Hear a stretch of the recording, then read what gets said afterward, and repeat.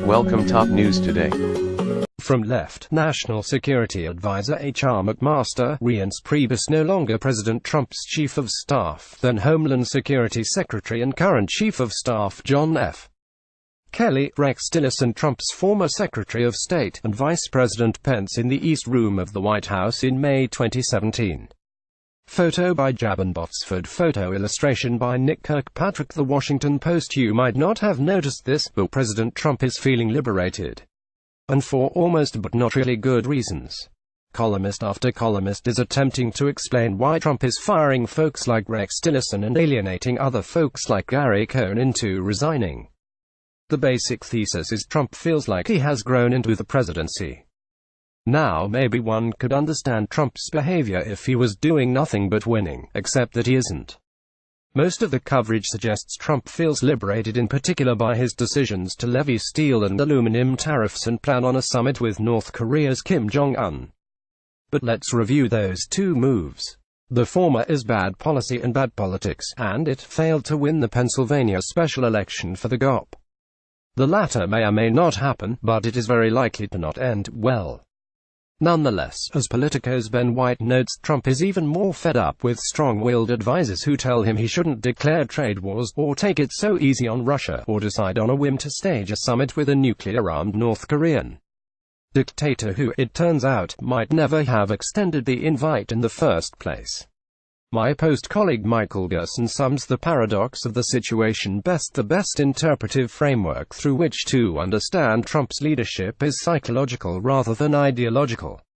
One would think that a president with historically low poll numbers, facing an investigation by special counsel Robert S. Mueller III of growing seriousness, heading in all likelihood toward a disastrous midterm repudiation that could lead to his impeachment, and presiding over an administration run on the management principles of Maximilien Robespierre might be acting out of desperation. On the contrary, White House insiders indicate that Trump's increasingly flailing decisions are the function of a president gaining in confidence. Having decided that he has gotten the hang of the job, Trump has lost patience with opposition and constraints. He seems not frightened but giddy. How can Trump feel emboldened when there is almost no evidence that he's winning?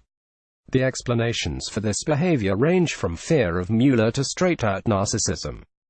The hard-working staff here at Spoiler Alerts has a pretty simple explanation for Trump's confidence: the world has not yet ended. Or, to put it another way, Trump feels he's winning because he is not losing as much as everyone has claimed.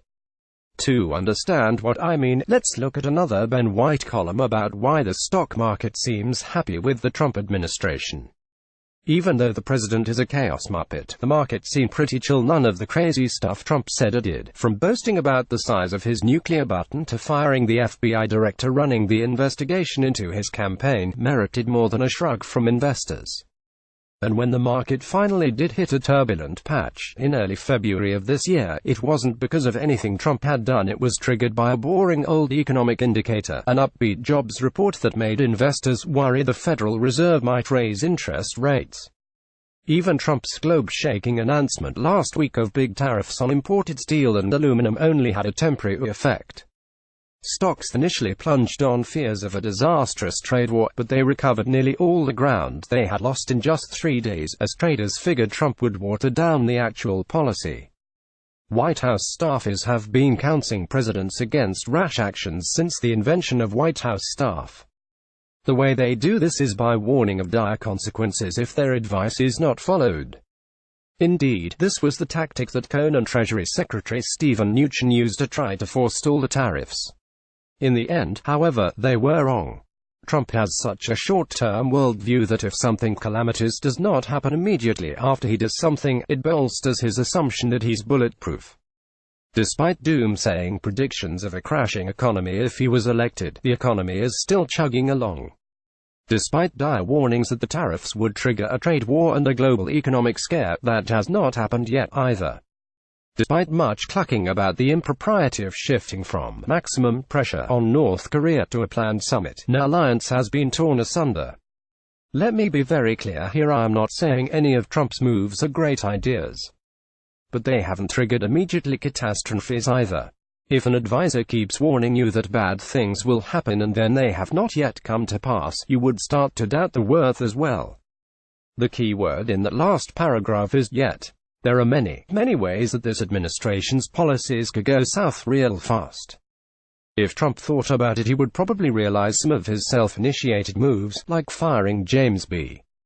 Comey, have been calamitous. And as White acknowledges, it is possible Trump really does pose a massive systemic risk, and markets just can't see it or can't price it.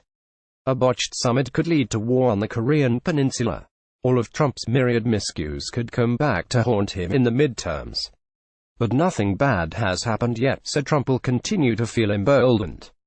Essentially, he is acting like he is invincible. And people who think they are invincible tend to find out they are not in the harshest way possible.